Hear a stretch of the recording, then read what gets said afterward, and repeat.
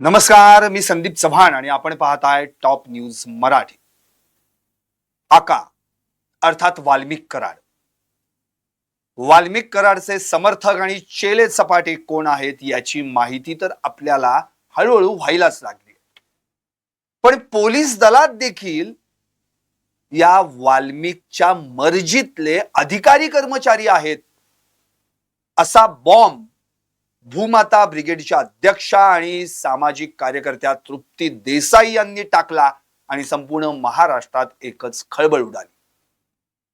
अर्थात त्यांनी स्पेशल 26 अशी 26 पोलीस अधिकारी कर्मचाऱ्यांची नावं जाहीर केली. त्यामध्ये विविध पोलीस ठाण्यातले, पोलीस दूर क्षेत्रातले, अगदी डीवायएसपी रँकचे, पीआय एपीआय रँकचे पोलीस कर्मचारी, शिवाय त्यांच्या जोडीला ड्रायव्हर सुद्धा आहे, असं या 26 जणांच्या नावामध्ये दिसून आलं. पण आमदार सुरेश धस जे अगदी सुरुवातीपासून हे प्रकरण लावून धरतायत आणि वाल्मिक कराडचा कच्चा चिट्टा संपूर्ण महाराष्ट्रासमोर मांडतायत, त्यांनी मात्र याही पेक्षा धक्कादायक माहिती दिली. त्यांनी असं म्हटलंय की तृप्ती देसाईंनी जो आकडा जाहीर केलाय तो फारच कमी आहे. खर तर हे स्पेशल 26 नसून 226 आहे असं त्यांनी म्हटलं. शिवाय तृप्ती देसाई यांनी जी नावं जाहीर केलेली आहेत त्यातली 10 जण तर अशी आहेत ज्यांनी या आकाचं तोंड देखील पाहिलं नाहीये. त्यामुळे तृप्ती देसाईंनी जी यादी जाहीर केली आहे ती चुकीची जाहीर करू नये असं देखील त्यांनी म्हटलंय. शिवाय त्यांच्याकडे जी यादी आहे, आता ते स्पेशल 226 असं म्हणूयात, त्याची यादी ते थेट मुख्यमंत्र्यांकडे सादर करणार आहेत. आता या जोडीला अंजली दमानिया या देखील कुठे गप्प बसल्यात. त्यांनी तर थेट आज अजित पवार यांची भेटच घेतली आणि धनंजय मुंडेंचा राजीनामा कसा घेत नाहीत असं म्हणत त्यांच्या समोर कागदपत्रांशी पुरावे सादर केले.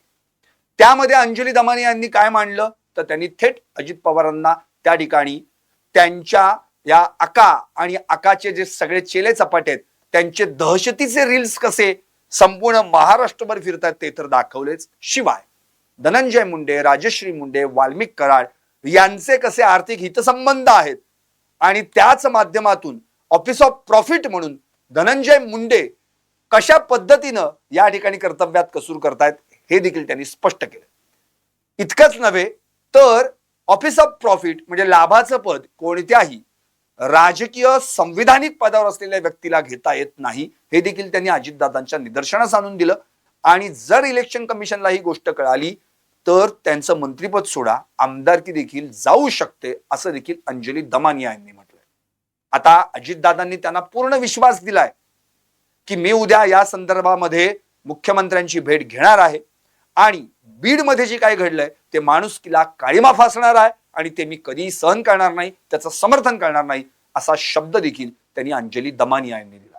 आता अंजली दमानिया यांना मिळालेला शब्द, त्यानंतर त्यांच्या चेहऱ्यावर फुललेलं हास्य किंवा तो आनंद कदाचित उद्यापर्यंत टिकेल की नाही माहित नाही. कारण की उद्या अजितदादा मुख्यमंत्र्यांची जरी भेट घेणार असले तरी धनंजय मुंडेंचा यांचा राजीनामा घेतला जाणार का याचं उत्तर अजूनही माहित नाही.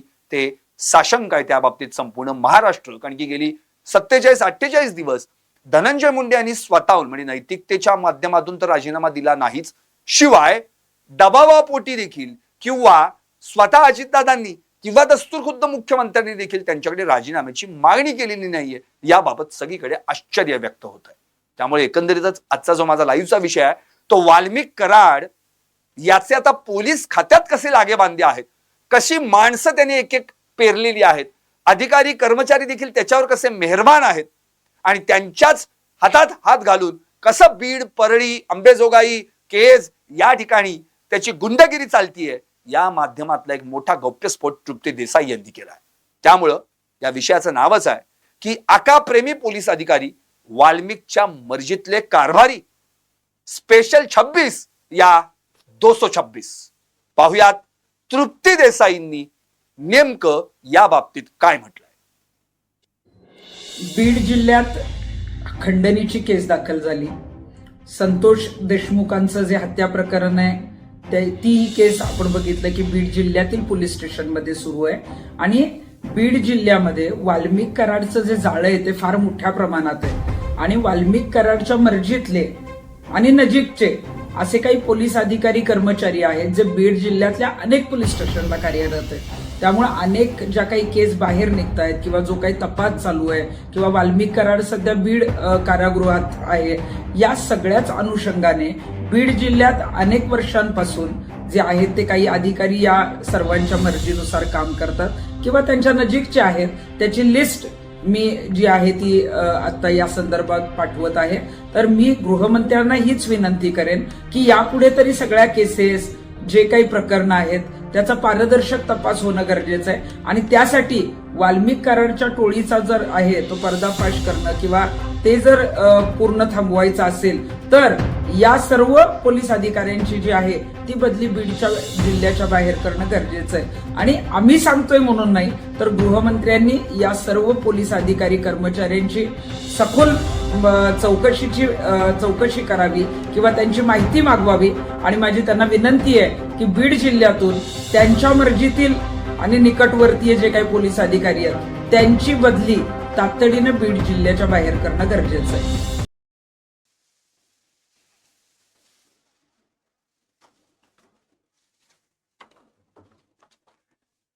आत्ताच आपण तृप्ती देसाई नेमकं काय म्हणाल्यात आणि त्यांनी कोणता गौप्यस्फोट केला या संदर्भात आपण माहिती ऐकली. त्यांनी एकूण 26 पोलीस अधिकारी कर्मचाऱ्यांची नावं ही वाल्मिक कराडचे हे सगळे मर्जीतले अधिकारी कर्मचारी आहेत असं म्हणत ती यादी जाहीर केली. अर्थात या सगळ्यांमध्ये जी काही नावं आहेत ती एकदा फक्त तुमच्या कानावर घालतो आणि मग आपण त्याच्यावर पुढे डिस्कस करूयात.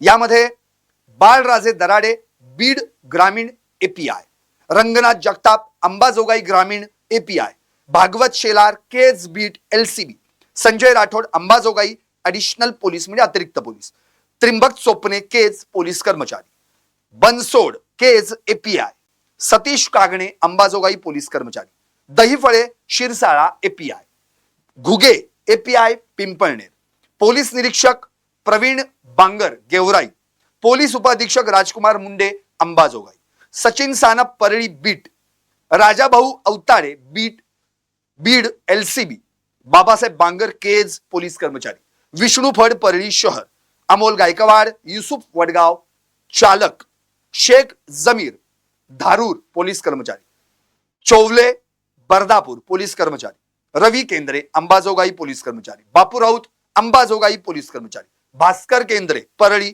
पोलीस कर्मचारी, Dilip Gitte Kej DYSP office, Dapkar police कर्मचारी DYSP office, Govind Bhatane Parli police कर्मचारी, विलास खरात वडवडी पोलीस कर्मचारी वडवणी आणि बालाडा केज पोलीस कर्मचारी नेकनूर. एकंदरीत ही जी यादी जाहीर झाली त्यामध्ये बीडचे 2, परळीचे 4, केजचे 5, केजचे 6, अंबाजोगाईचे 6, शिरसाळ्याचा 1, पिंपळनेरचे 1, वडवणीचे 1, नेकनूरचे 1, युसुफ वडगाव 1, बर्दापूर 1, धारूर 1 आणि गेवराई 1. म्हणजे यामध्ये डीवायएसपी रँकचे 1 अधिकारी, पीआय रँकचे 2, एपीआय रँकचे 5 अधिकारी, पोलीस कर्मचारी 18 आणि ड्रायव्हर 1 असे म्हणून एकूण 26. आता प्रश्न हा आहे की हे जे 26 कर्मचारी पोलीस अधिकारी तृप्ती देसाई यांनी ही जी नावं जाहीर केलेली आहेत ही वेगवेगळ्या पोलीस स्टेशनमध्ये आहेत. पुढे अंबाजोगाई आहे, केज आहे, परळी आहे, बीड आहे, वडवणी आहे, नेकनूर आहे, शिरसाळा आहे, अशी बरीच आहेत. याचा अर्थ संपूर्ण बीड जिल्ह्यात या वाल्मिक कराडनं त्याच्या मर्जीतले अधिकारी कर्मचारी पेरलेत. त्यामुळे जिथं जिथं ज्याचे चेले चपाटे टोळ्या त्याच्या संघटित गुन्हेगारी करताना मदत होण्यासाठी या माणसांच्या एकतर बदल्या करून त्यांना तिथं आणण्यात आलं किंवा इतर ठिकाणी त्यांना इकडून तिकडे टाकून बीड मधलं आपलं साम्राज्य टिकवण्याचा प्रयत्न केला. आता याच वाल्मिक कराडनं जी काही ही 26 स्पेशल 26 आपण ज्याला म्हणतो की जी माणसं नेमलेली आहेत त्याच्यावर सुरेश धस यांनी आणखी मोठा खुलासा केला. ते म्हणले स्पेशल 26 नाहीत, स्पेशल 226 आहेत. त्यामुळे तृप्ती देसाई यांनी दिलेली यादी फारच छोटी आणि कमी आहे आणि त्यातली 10 जण आहेत अशी 10 जण नाव आहेत त्यांनी तर अजून या हक्काचं तोंडही पाहिलं नसेल. त्यामुळे त्यांनी ही चुकीची यादी जाहीर करू नये. मी उद्या मुख्यमंत्र्यांकडे या 226 जणांची यादी जाहीर करणार. म्हणजे साधारण त्यांना असं म्हणायचं की 200 किंवा 200च्या वरती या वाल्मिक कराराच्या मर्जीतले अधिकारी आणि पोलीस कर्मचारी यामध्ये आहेत असं त्यांना म्हणायचं. आता तृप्ती देसाईंनी जी नावं जाहीर केली त्या नावांमध्ये आणि सुरेश धस यांनी आतापर्यंत जी काही नावं या संतोष देशमुख हत्या प्रकरणामध्ये किंवा महादेव मुंडे हत्या प्रकरणात जाहीर केली त्या नावांमध्ये कुठे मॅच होतंय का, तर होतंय. अशी बरीच नावं आहेत जे सुरेश धस यांनी या अधिकाऱ्यांची या कर्मचाऱ्यांची नावं आधी घेतली होती. आता ती नावं कोणती जी मॅच होत आहेत ते पण आपण पाहूया. यामध्ये एक पहिलं नाव आहे बाळराजे दराडे, बीड ग्रामीण एपीआय. आता हे नाव आठवतंय का तुम्हाला? जेव्हा बीड पोलीस कोठडीमध्ये वाल्मिक कराडला पहिल्या दिवशी त्या ठिकाणी रवानगी करण्यात आली तेव्हा धनंजय देशमुख म्हणजे संतोष देशमुख यांचे बंधू त्यांना सीआयडी तपास कुठपर्यंत आला हे पाहण्यासाठी बोलावण्यात आलं किंवा ते स्वतःहून गेले. त्याच वेळी त्यांना बालाजी तांदळे भेटले. या बालाजी तांदळेने काय केलं, जे कोरेगावचे माजी सरपंच आहेत, तू का इथं आला म्हणून त्याला उलट विचारलं आणि आपल्या जवळचा सुदर्शन गोलेचा फोटो दाखवला आणि आम्हीच आरोपी पकडले असं म्हटलं. अर्थात त्यावर धनंजय देशमुखांनी मला का धमकी देतोय आरोपीचा फोटो दाखवून असं म्हटलं आणि तिथे ज्या रेडेकर मॅडम होत्या त्यांना याबाबत विचारणा करायला लावली, तक्रार द्यायला गेली. त्याच वेळी हे बाळराजे दराडे त्या ठिकाणी होते ज्यांनी दरडावून रेडेकरांनाच उलट त्या ठिकाणी आवाज कमी करा असं म्हटले आणि या बालाजी तांदळेला एका बाजूला जाऊन बसवलं. त्याच वेळी ही तक्रार धनंजय देशमुखांनी या बीड पोलीस ठाण्यात दिली होती, ते हे बाळराजे दराडे. आता यांची चौकशी होणं गरजेचं आहे. वाल्मिक कराडच्या मर्जीतले अधिकारी म्हणून त्या ठिकाणी त्यांची नेमणूक आहे. दुसरी गोष्ट, आणखी कुठलं नाव आहे? बनसोड केज एपीआय. 40 मिनिटे या जागेवरची फिर्याद घेतली गेली नाही जेव्हा त्या ठिकाणी केज पोलीस ठाण्यामध्ये धनंजय देशमुख 9 डिसेंबरला त्यांना जेव्हा कळालं की माझ्या भावाचं अपहरण झालेलं आहे, ते तात्काळ 5 मिनिटात पोलीस स्टेशनला पोहोचले आणि तिथं फिर्याद दाखल करायला गेले. पण तिथं फिर्याद दाखल करायला जे फिर्याद घेणारे आहेत तेच मुळात जागेवर नव्हते. अगदी 40 मिनिटं त्यांची फिर्यादच घेतली गेली नाही. त्यांनी याच्या आधी पीआयना सांगितलं होतं. ते पीआय होते प्रशांत महाजन, ज्यांचं या तृप्ती देसाईंच्या यादीत नावच नाहीये. त्यांनी सांगितलं की काळजी करू नका, असतील इथेच कुठेतरी येतील. तेव्हा त्यांच्या जोडीला एक बिक्कड नावाचे एक अधिकारी होते, पण त्या बिक्कड यांचं पण नाव याच्यात नाहीये जे धनंजय देशमुखांनी सांगितलंय. ते तर काय म्हणाले होते, बिक्कड काळजी करू नका, थोडंसं दमानं घ्या, होईल सगळे व्यवस्थित. आता हे महाजन आहेत, हेच महाजन पुढे काय त्यांचा रोल होता सांगणार आहे मी तुम्हाला. आता यानंतरचं तिसरं नाव जे आहे अर्थातच ते म्हणजे सचिन सानप, परळी या बीटवर हे होते. त्यांचा काय रोल होता? सचिन सानप आपल्याला आठवत असेल, करुणा मुंडे जेव्हा 2021 मध्ये परळीमध्ये आल्या होत्या आणि ते धनंजय मुंडेंच्या विरोधात कॉन्फरन्स घेणार होत्या, त्याच वेळी त्यांच्यावर गाडीत शस्त्र असल्याचा गुन्हा दाखल झाला होता आणि त्या काळात त्यांना थोडी अटक देखील झाली होती. त्यावेळी ती बंदूक त्यांच्या गाडीत किंवा ते पिस्तूल कुठून सापडलं याचा खुलासा सुरेश धस यांनी काही दिवसांपूर्वीच केला होता आणि असं स्पष्ट म्हटलं होतं की लुगडं नेसून एक पोलीस कर्मचारी त्या ठिकाणी गेला कुणाच्या, करुणा मुंडेंच्या गाडीजवळ आणि त्यांच्या गाडीत पिस्तूल ठेवलं. हे पिस्तूल ज्यानं ठेवलं ते हे सचिन सानप होते असं सुरेश धस यांनी सांगितलं होतं. त्यामुळं हे वाल्मिक कराडच्या मर्जीतले अधिकारी. पुढं विष्णू फड, परळी शहर, मुंडे महादेव मुंडे. हे महादेव मुंडे जे आता प्रकरण नवीन आलेलं आहे, जे सुरेश धस यांनी धसास लावण्यासाठी प्रयत्न केलेले आहेत, या प्रकरणामध्ये वाल्मिक कराडच्या घरातून किंवा त्याच्या 2 मुलांनी म्हणजे सुशील कराड आणि श्री कराड या दोघांनी ज्या 4 अधिकाऱ्यांना 6 वेगवेगळ्या मोबाईल नंबरवरून 150 कॉल्स केले, त्यातले ते जे पोलीस कर्मचारी होते त्यातले हे विष्णू फड. आणखी जे आहेत भास्कर केंद्रे हे देखील त्यातलेच. पुढे गोविंद भताने हे देखील त्यातलेच. आता प्रश्न हा उरतोय की या ठिकाणी राजेश पाटील या व्यक्तीचं नाव नाहीये, जो आपल्याला 29 नोव्हेंबरला वाल्मिक कराड, सुदर्शन गुले, प्रतीक गुले, जयराम चाटे, सुधीर सांगळे, नंतर कृष्णा आंधळे यांच्या सोबत त्या सीसीटीव्ही फुटेजमध्ये दिसून आला होता.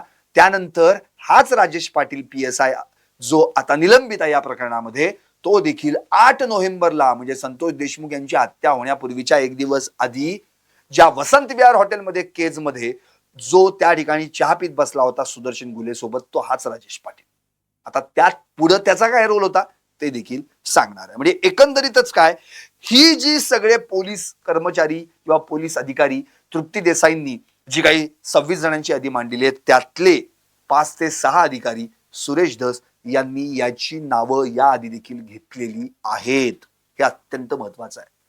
त्यामुळं ही मिसमॅच होत नाहीयेत, ही मॅच होत आहेत. आता जी 10 नावं याच्यात नाहीयेत, ज्यांनी आकाचं तोंडच पाहिलेलं नाहीये, ती जेव्हा उद्या सुरेश धस यादी जाहीर करतील तेव्हा ते 10 त्यातनं स्पष्ट होईल की ती 10 जण कोणती आहेत. आता धनंजय देशमुख यांनी याबाबत खूप वेगवेगळे खुलासे केले. ते खुलासे कळून घेणं अत्यंत महत्वाचं आहे. धनंजय देशमुख यांचं स्पष्ट मत आहे की मुळातच खंडणीच्या कारणावरूनच माझ्या भावाचा खून करण्यात आला, कारण की कंपनी आणि खंडणी यांच्यातला एक अडथळा म्हणून माझ्या भावाकडे या सगळ्यांनी पाहिलं आणि 9 डिसेंबरला त्यांची हत्या करण्यात आली. धनंजय देशमुख यांचं स्पष्ट मत आहे की नेमकं 6 तारखेला काय घडलं. त्यांनी स्पष्ट सांगितलं की 6 डिसेंबर रोजी अशोक सोनावणे जे वॉचमन आहेत, जे अवादा कंपनीच्या मस्साजोगच्या प्रोजेक्टचे वॉचमन होते, त्या ठिकाणी सुदर्शन गुले आणि त्याचे सगळे चेले चपाटे आले. त्यांनी त्या ठिकाणी आम्हाला गेटच्या आत सोड असं म्हटलं. त्यावर अशोक सोनावणे या वॉचमननी काय सांगितलं होतं की बाबा मी गेटच्या आत तेव्हाच सोडू शकतो जेव्हा तुम्ही आतल्या अधिकाऱ्याला एकदा कॉल करा, ते तुम्हाला बोलवते तर मी आत सोडतो. पण त्या ठिकाणी त्यांनी त्याचं ऐकलं नाही, त्याला शिवीगाळ केली, मारहाण केली. आता त्याला मारहाण केल्यानंतर त्यानंच किंवा कुणीतरी गावामध्ये संतोष देशमुख यांना हे सांगितलं की या ठिकाणी मला मारहाण झाली किंवा अशोक सोनावणेंना मारहाण झाली. त्यावेळी संतोष देशमुख यांनी कोणतीही जात धर्म असलं काही न बघता माझ्या गावातली व्यक्ती आहे आणि त्याला मारहाण होतीये, आपल्याला जायला पाहिजे असं म्हणून स्वतःसह काही ग्रामस्थ घेतले आणि मस्साजोग येथील त्या अवादा कंपनीच्या प्रोजेक्टवर पोहोचले. त्या ठिकाणी ते गेल्यानंतर त्यांच्यात काही तुंबळ हाणामारी मारामारी झाली. संतोष देशमुख, जे सुदर्शन गुले, प्रतीक गुले, आणखी काही बाकीच्या सगळ्यांमध्ये. आता हे सगळं घडल्यानंतर त्या ठिकाणी धनंजय देशमुखांना जेव्हा ही गोष्ट कळाली तेव्हा धनंजय देशमुख थेट केजवरून त्यांनी मस्साजोग गाठलं आणि ते देखील त्या ठिकाणी गेले. आणि नुसतं गाठलं नाही, त्यांनी त्या ठिकाणी एक PSI आहेत त्यांना याची खबर दिली आणि सांगितलं की असं असं घडलेलं आहे. PSI आनंद शिंदे, मस्साजोगच्या त्या कंपनीवर काहीतरी भांडण सुरू आहे तर तुम्ही या. 15-1 मिनिटानंतर आनंद शिंदे पोलीस आणि त्यांचे काही कर्मचारी देखील त्या ठिकाणी आले. तोपर्यंत कंपनीच्या लोकांनी काय केलं होतं, तर ही सगळी भांडणं सोडून या सगळ्यांना तिथे त्या ठिकाणी बसवलं होतं. आता आनंद शिंदे आणि त्यांची सगळी काही जे PSI आनंद शिंदे आणि त्यांची माणसं आली. नंतर असं ठरलं की आता तुम्ही जाऊन फिर्याद नोंदवून घ्या. म्हणजे अशोक सोनावणे हे त्या ठिकाणी फिर्याद नोंदवायला केज पोलीस ठाण्यात गेले आणि या सगळ्या जे आरोपी, त्यांना ज्यांनी मारहाण केली, त्या सगळ्यांना घेऊन हे सगळे पोलीस कर्मचारी या केज पोलीस ठाण्यात दाखल झाले. आता त्या ठिकाणी रोल सुरू होतो प्रशांत महाजन या PIचा पोलीस निरीक्षक. त्या ठिकाणी हे सगळे गेले. 12:30 वाजेपर्यंत बसून घेतलं, पण अशोक सोनवणे यांची अॅट्रॉसिटीची फिर्यादच दाखल करून घेतली नाही. दाखलच करून घेतलेले. खरं म्हणजे त्या ठिकाणी 2-2, 3-3 फिर्यादी होते, तरी देखील फिर्याद दाखल करून घेतली नाही. मग शेवटी कंपनीची फिर्याद दाखल करून घेतली आणि कंपनीने काय सांगितलं, काय नाही, चिल्लर भांडणं झालेली आहेत, अगदी एक चॅप्टर केस वगैरे असं ते केलं. आणि त्या ठिकाणी परत कोण आणखी कोणाचा रोल ओपन होतोय, ती जी काही चॅप्टर केस यांच्यावरची झाली, हे जे सगळे आरोपी होते, लगेच त्यांना बेलेबल आहे ती केस म्हणून लगेच जामीन देण्यासाठी तिथे टेबलवर बालाजी तांदळे होते, कोरेगावचे माजी सरपंच. बघा कुठे रोल, कुठे कुणाचा माणूस कुठे एक्सपोज होतोय, कोण कुठे एस्टॅब्लिश होतोय. म्हणजे बालाजी तांदळे इथे काय करत होता, याचा अर्थ तो 6 डिसेंबरच्या त्या प्रकरणी त्या ठिकाणी होता का? या सुदर्शन गुले, बाकीच्या सगळ्या प्रतीक गुले, जयराम चाटे यांच्यासोबत होता का? का त्याला तिथे विष्णू चाटेंनी बोलवून घेतलं यांच्या जामिनासाठी? कारण की त्याला माहिती आता जर याच्यावर अॅट्रॉसिटी झाली दाखल या पोरांवर तर याच जाणार आणि नॉन बेलेबल.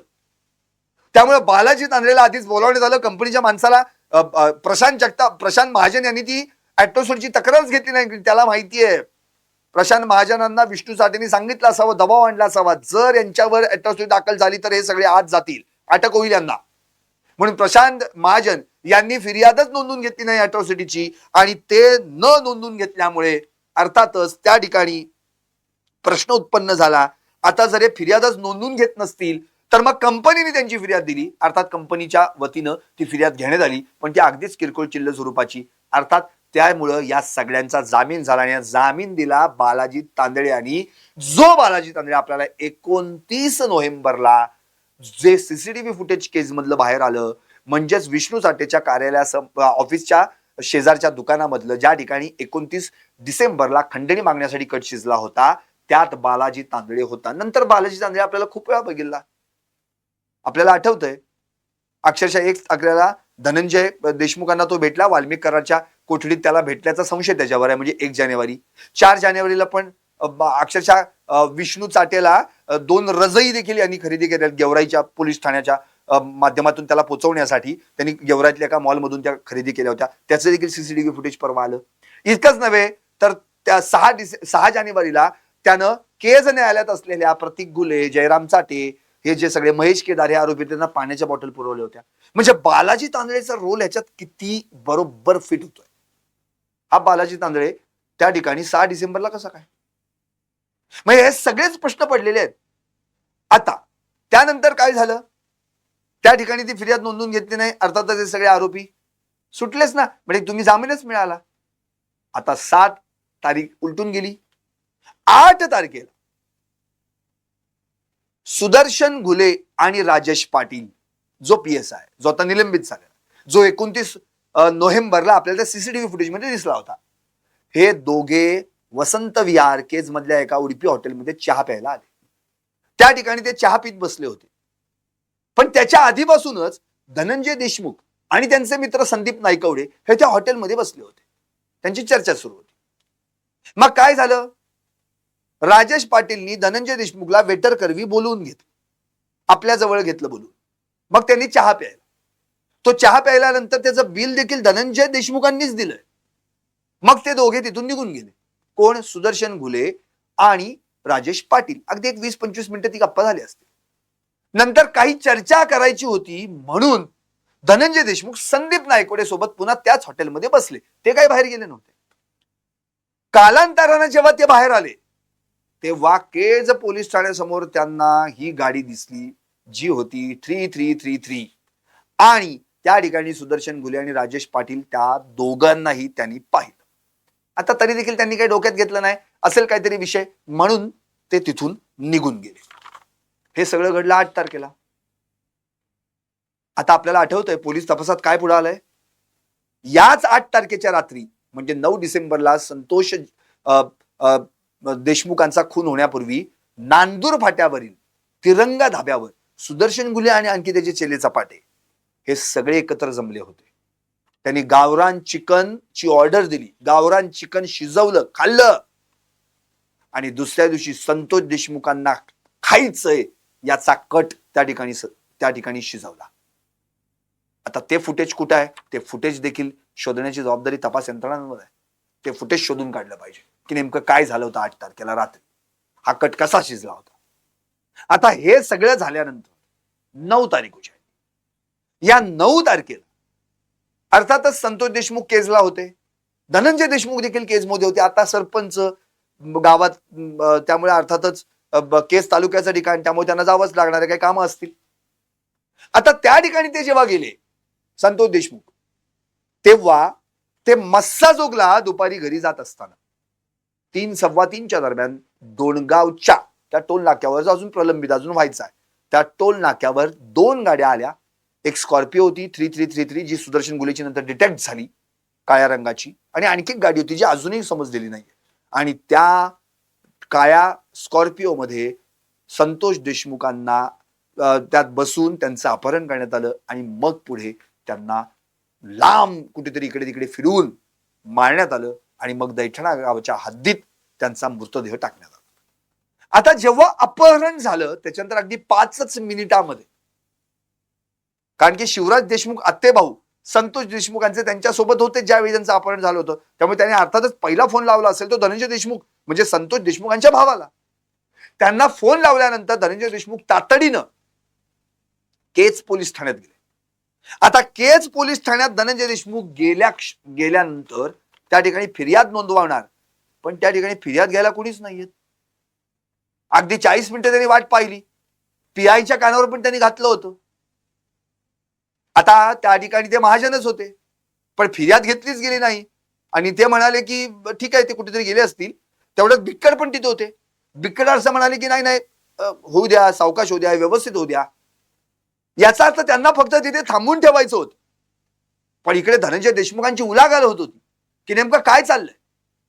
शेवटी त्यांच्या डोक्यात आलं की अरे हे 6 तारखेचं प्रकरण तर नाही ना. मग विष्णू चाटे, सुदर्शन गुले त्यांना लगेच क्लिक व्हायला लागलं. त्यांनी तात्काळ विष्णू चाटेला फोन लावला. विष्णू चाटेला फोन लावल्यानंतर विष्णू चाटेनी पहिल्यांदा उडवडीची उत्तर दिली. नंतर परत दुसऱ्यांदा फोन लावला. मग नंतर म्हणाला नाही अगदी 15-20 मिनिटात तुमचा माणूस येईल, कारण की त्यांनी सांगितलं होतं माझ्या भावाला तुमच्या माणसांनी लोकांनी पळून नेलेला आहे, त्यांना पहिले घरावरून सोडा. त्याच दरम्यान पीआय महाजन, बिक्कड, शिंदे हे सगळे तिथे होते की. पण पीआय महाजन, शिंदे यांनी काय सांगितलं संतोष धनंजय देशमुखांना की काळजी करू नका, अर्ध्या तासात आपला माणूस घरी येईल, तुमचा माणूस घरी येईल, ते घरी येतील, काळजी करू नका, असं त्यांना म्हणून थांबवण्यात आलं, सांगण्यात आलं असं त्यांना. आता यांच्या मनात काही बाबा ठीक आहे, एवढं पीआय लेवलची व्यक्ती सांगते, बिक्कड सांगतात, शिंदे सांगतात, खरं असेल ते. आता एवढं सगळं घडत असताना 4:29 त्यांना विष्णू चाटेचा फोन आला की काय नाही, अगदी 15 मिनिटात सोडतोय म्हणून. पण याच दरम्यान अर्थातच विष्णू चाटे आणि यांना पोलिसांना हे कळालं असावं, म्हणून तर पोलिसांनी आपल्याला सांगितलं असेल ना, त्यांचा कॉल झाला असेल बाबा की काय नाही 15-20 मिनिटात सोडतायत म्हणून. त्यामुळे मी निवांत झालो, मी असा संशय नाही घेतला. पण तेव्हाच कुठेतरी म्हणजे त्या ठिकाणी जे गाव आहे चिंचोली माळी म्हणून, त्या दरम्यानच्या आसपास लोकेशन ट्रेस झालं होतं. त्या दरम्यानची आसपास ती गाडी होती. परवा आठवते मी स्पॉटवर तो स्पॉट नेमका कुठला, संतोष देशमुखांना कुठं ठार मारण्यात आलं, तो स्पॉट जो आहे तो स्पॉट कुठला याचाच अजून शोध लागलेला नाहीये. त्याच्यावर एक लाईव्ह केलं होतं. त्यामध्ये मी तुम्हाला अंतर देखील सांगितलं होतं. केज पोलीस स्टेशन पासून 5 किलोमीटरच्या रेडियस मध्ये संतोष देशमुखांना फिरवण्यात येत होता असं सुरेश धस यांनी विधानसभेत सांगितलं होतं. आणि तिथून दैठणा गावात 19 किलोमीटर म्हणजे 26 किलोमीटरच्या परिसरातला सगळा प्रकार आहे. आणि चिंचोली माळी त्या रोडवर येतो.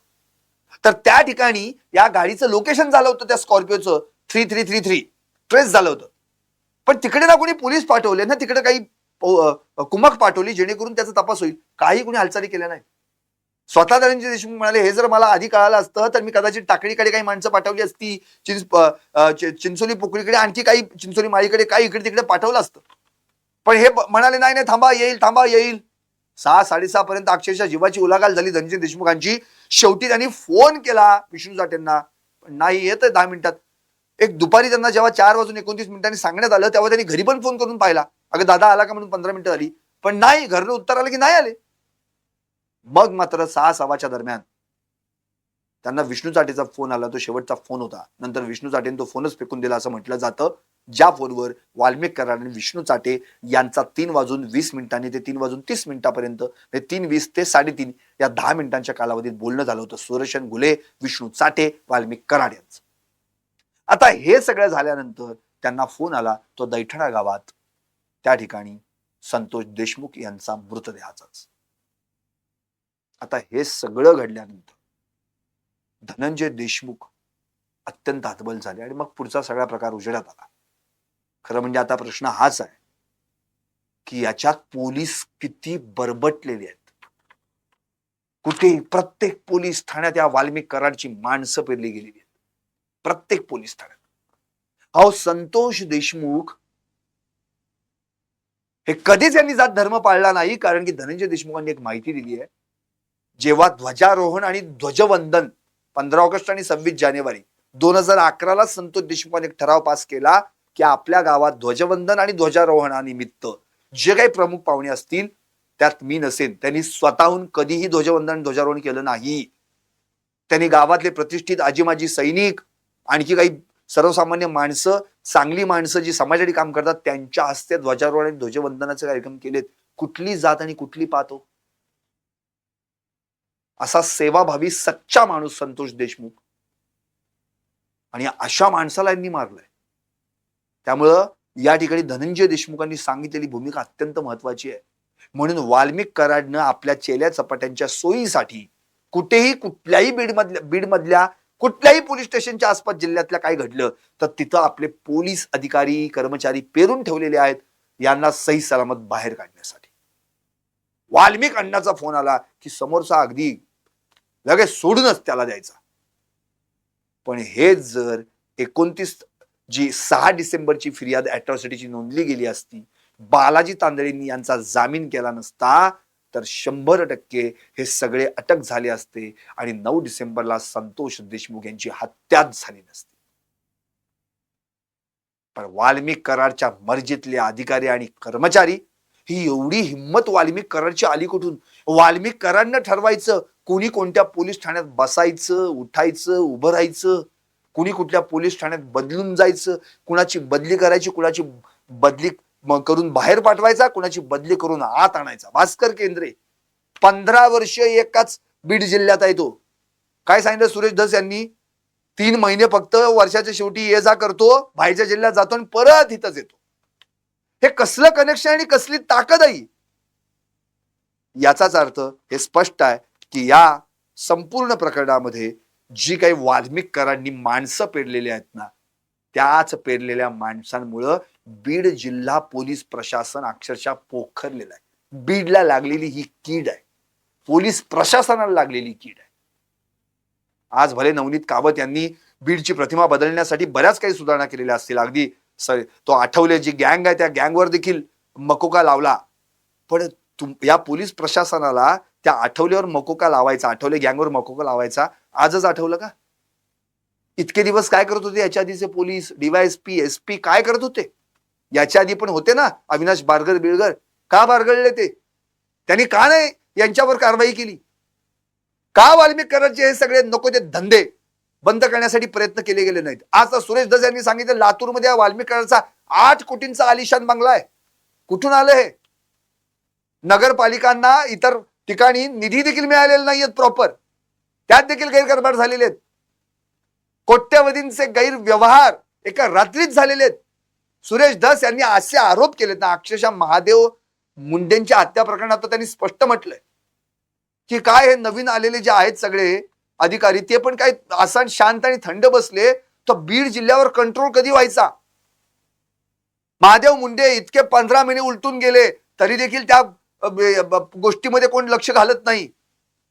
सुरेश धस असं म्हणाले, मी सांगितलं होतं एलसीबीच्या कडे हा तपास द्या, त्यांचा जो कोण मेन आहे तो सोडून, कारण की तो देखील आकाचा माणूस आहे. पण यांनी तपास दिला कुणाकडे? ज्या माणसाकडे ज्याला आकानेच बसवलेला आहे. आता करायचं काय? आज तेच महादेव मुंडेंचं कुटुंब त्या व्यक्तीला म्हणजे त्या डीवायएसपींना भेटायला गेलं होतं अंबाजोगाईला, पण त्या ठिकाणी पण त्यांना काय सांगण्यात आलं, अजून ती फाईलच आलेली नाही माझ्याकडे. बीड मधून ती परळीतून जी फाईल अंबाजोगाई द्यायला एवढा वेळ लागतो. पुढे विचारलं पुढे काय, तर सांगितलं फाईल आल्यानंतर आज येईल, 4-5 दिवस लागतील त्याच्यावर अभ्यास करायला, तपास करायला, पण 100% आरोपी पकडून देऊ. अरे चाललंय काय? सर्वसामान्य माणसाची पिळवणूक होती अक्षरशः. ते एक नवीनच सौरभ भोंडवे नावाचं प्रकरण बाहेर आलेलं आहे. त्याला कुणी बुडवून मारला, ते गेले, त्या डायरेक्ट 3ऱ्या दिवशीच बॉडी सापडली त्यांची. काय चाललंय? त्यातल्या आरोपी अजूनही फिर्याद दाखल नाही, गुन्हे दाखल नाहीत, काही नाही. आत्ता अलीकडे सुरेश धस यांनी ते प्रकरण बाहेर काढल्यानंतर कुठे वडिलांचा त्याच्या आणि त्यांच्या पत्नीचा जबाब नोंदवून घेतलाय. उद्या मी त्या विषयावर करायचा नक्कीच प्रयत्न करेन. नेमकं काय चाललंय हे सगळं? म्हणजे बीडची संपूर्ण पोलीस यंत्रणा पोखरून काढायचं ठरवलंय या वाल्मिक कराडने. त्याच्या दिमतीला चहा द्या, पाणी द्या, पोटात दुखतंय हॉस्पिटलला नाही, ऍडमिट करा. अरे कशासाठी एवढं सगळं आहे? बाकीच्या आरोपींना ट्रीटमेंट आणि याला मात्र वेगळी ट्रीटमेंट. जितेंद्र आव्हाडांनी गौप्यस्फोट केलेत, सुरेश धसांनी गौप्यस्फोट केलेत, की नेमकं चाललंय काय? तिथं पोलीस अशी काही माणसं पाठवतात आकाशी पाय छापण्यासाठी. हे जे जबाबदार आमदार जे आहेत, जे बोलतायत, त्यांच्याकडे माहिती म्हणजे ती काय फेक आणि वेग माहिती नाहीये ना. सुरेश धस यांनी आतापर्यंत जे सांगितलं या सगळ्या संतोष देशमुखांच्या घटनाक्रमाचं, ते विधानसभेत सांगितलं होते जसंच्या तसं समोर आलं आपल्या. याचा अर्थ एवढं सगळं घडतंय, एवढं सगळं समोर आहे लोकांच्या, तरी देखील याकडे कुणी लक्ष देत नाही. बीडच्या ज्या घराण्याकडं म्हणजे बीडच्या आतापर्यंतच्या सगळ्या विकासाच्या दृष्टिकोनातून बघितलं जातं, ते मुंडे घराणे देखील याच्यावर काही बोलायला तयार नाहीये. पंकजा मुंडे काही बोलेनात, धनंजय मुंडे काही बोलत नाहीयेत. नेमकं काय चाललंय बीडमध्ये? ही काय एवढी यंत्रणा खिळखिळी झाली? पोलिसांमध्येच कसे हे सगळे असे दडलेले आहेत, बरबटलेले सगळे. अरे ज्यांनी गुन्हेगारांना शिक्षा करायची असते, शासन करायचं असतं, त्याच गुन्हेगारांना तुम्ही शेजारी बसून घेता आणि बिंदास सोडून देता तुम्ही त्यांना. इतके यांच्यावर आरोप आहेत, इतके गुन्हे दाखल आहेत, तरी देखील त्यांना तुम्ही आत घेत नाही. फरार असलेला 2 वर्षांपूर्वीचा तो कृष्णा आंधळे आरोपी अजून सापडला नाही. या गुन्ह्यात तर त्याला 47-48 दिवस झाले, 2 वर्षांपासून फरार आहे तो. आता काय सापडणार? परवा तो संदीप क्षीरसागर वैतागून म्हणाले आता तो सापडत नसतो म्हणून. वैताग आला म्हणल्यात. काय कुठे काय कराय? आज त्या सुदर्शन गुन्हेला 31 जानेवारीपर्यंत पोलीस कोठडीत घेण्यात आले. का? तर यांना एक डिजिटल एव्हिडन्स सापडलाय. तो म्हणजे काय? मोबाईल आधीच ऑलरेडी जप्त केलेला आहे. आता तो अनलॉक होत नाहीये, मोबाईल तर लॉक उघडत नाहीये, आणि त्यांच्याकडे बरेच काही पुरावे आलेले आहेत, आणि त्यासाठी आम्हाला सुदर्शन गुन्हे पाहिजे म्हणून. अरे इतके दिवस त्याच वेळी घ्यायचं होतं ना त्याला. नेमकं चाललंय काय? याचा तपास कुठपर्यंत चाललाय, याची माहिती काय लोकांपर्यंत कुणीच काही सांगत नाहीये. लोकांपर्यंत सोडा, धनंजय देशमुख या म्हणजे जे कुटुंब ज्यांचं, संतोष देशमुख यांचे बंधू आहेत, किमान त्यांच्या कुटुंबाला तरी माहिती सांगा काय झालंय. त्यांनी तर एक स्पष्टच मागणी केलेली आहे. जेव्हा हा तपास बीड पोलिसांकडून सीआयडी आणि एसआयटी कडे वर्ग झाला, त्या 8 दिवसांच्या दरम्यान जी काही माहिती तुम्हाला पुरवली गेली, ती माहिती कितपत खरी आहे, त्या माहितीच्या आधारावरच ही पुढे केस स्टँड होईल. आणि जर त्यात काही गौड बंगाल असेल तर मात्र अवघड आहे, असं त्यांनी स्पष्ट म्हटलेलं आहे. त्यामुळे ती मागणी देखील त्यांनी या ठिकाणी केली. कोणत्याही परिस्थितीत आम्हाला ते कळलं पाहिजे असं देखील त्यांनी म्हटलंय. त्यामुळे आता या सगळ्याच गोष्टींचा विचार केला तर सुरेश धस यांनी जी सगळं आता बीड पोलीस यंत्रणा जी आहे ना, ती साफसफाई करायला घेतलेली आहे ना, ती खरंच त्यांनी नावं द्यावीत आणि मुख्यमंत्र्यांनी त्याची साफसफाई करावी. ती बीडला लागलेली कीड आहे ना, त्याचा आता पेस्ट कंट्रोल करणं अत्यंत गरजेचं आहे. कारण की पोलीसच जर सर्वसामान्य माणसाला इतके त्रास देत असतील, इतका ज्यांनी ज्यांचं रक्षण करायचं, संरक्षण करायचं, तेच त्यांच्या डोक्यावर जाऊन बसले अशी परिस्थिती. आणि कुणासाठी? या चेल्यात सपाट्यांसाठी, या गुंडांसाठी, या वाल्मिक कराड सारख्या या नको त्या गुंडशाही पोचणाऱ्या माणसांसाठी. म्हणून काही होऊ देत, सुरेश धस यांनी उद्या नावं जाहीर केल्यानंतर मुख्यमंत्री आता त्याच्यावर काय कारवाई करणार. आणि तिकडे अंजली दमानिया यांनी अजित पवारांची भेट घेतल्यानंतर आता अजित पवार मुख्यमंत्र्यांची भेट घेऊन धनंजय मुंडेंच्या राजीनाम्याबाबत नेमका काय निर्णय होणार, याकडे उद्या महाराष्ट्राचं लक्ष असेल. उद्या महाराष्ट्राचं लक्ष या 2 गोष्टींकडे आहे. एक, अजितदादा मुख्यमंत्र्यांची भेट घेतल्यानंतर धनंजय मुंडेंचा राजीनामा होणार की नाही, आणि दुसरी, सुरेश धस मुख्यमंत्र्यांकडे जी अधिकाऱ्यांची नावं घोषित करणारे जे वाल्मिक कराडच्या मर्जीतले आहेत, ते अधिकारी किती आणि कोण. आता ते स्पेशल 26 आहेत का स्पेशल 226 आहेत, याचं उत्तर कदाचित उद्याच मिळणार आहे. पाहत रहा टॉप न्यूज मराठी. आपला महाराष्ट्र, आपली बात.